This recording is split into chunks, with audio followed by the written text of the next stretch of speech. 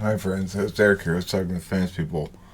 I'm trying to make it look like I'm on the top of this body over here of mine, talking to Delilah in the past.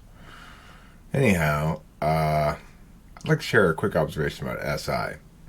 So, and the way it works with an SI DOM, such as Kimberly, with NI in the eighth slot. So this is what I mean by NI always serving SI and not the other way around. So,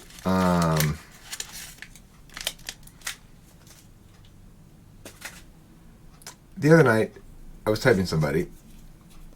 I think it may have been yesterday even, and uh, I was having trouble figuring out what type he was for a while. It took me a while to get a handle on him. And at some point in the conversation, Kimberly came in and said, "He reminds me of Parker."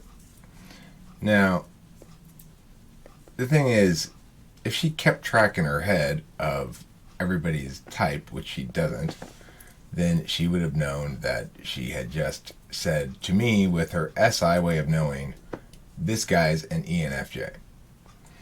And by the end of the my first response was, okay, well, I'm that's the quadrant I'm in, but I don't think he's an ENFJ yet.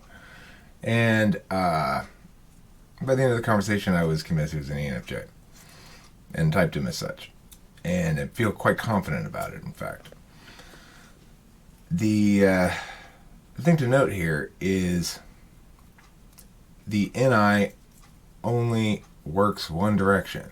So if I were to say that something her NI there is expressed as this person is like that person in my experience. Here's my SI connection. It's just SI. There's no NI at all in it really.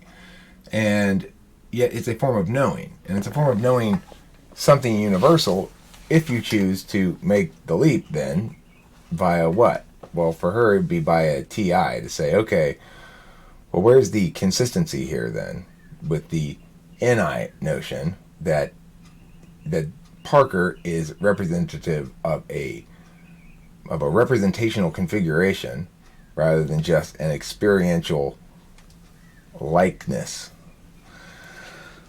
So then if I were to say to Kimberly, this person's an ENFJ, she would likely, she might well remember at that point, she might say something like, oh, like Parker? Or she might ask me, to remind her again, who is it again? Oh, that's like Holly and Parker and Nick. And she'll go, oh, okay, now I know what we're talking about. And she's got examples in her experience of both ENFJs that she likes, Parker, and ENFJs that she does not like, Holly and Nick. And so she has a good understanding then, knowing of how it is that personality type plays out, potentialities of how that personality type plays out, and can understand then what this person is I'm talking about, what this person's like. So if I go, this person's ENFJ, and she goes, who's that like again? And I tell her those three names. She'll go, oh, that's right. And then she'll have an understanding of what this person is like from a universal perspective. So in other words, she uses NI to serve her SI. That is to say, she wants to have an experiential knowing of the other from universal information. And that's what it allows her to do, to have her 8th slot NI. And in contrast, the INFJ would be the opposite, presumably. But I just thought it was worth noting that SI is a more complicated way of knowing than sometimes we give it credit for, because it does make equivalencies, and then extroverted intuition is in the mix as well somewhere if you're an SI user in the front stack.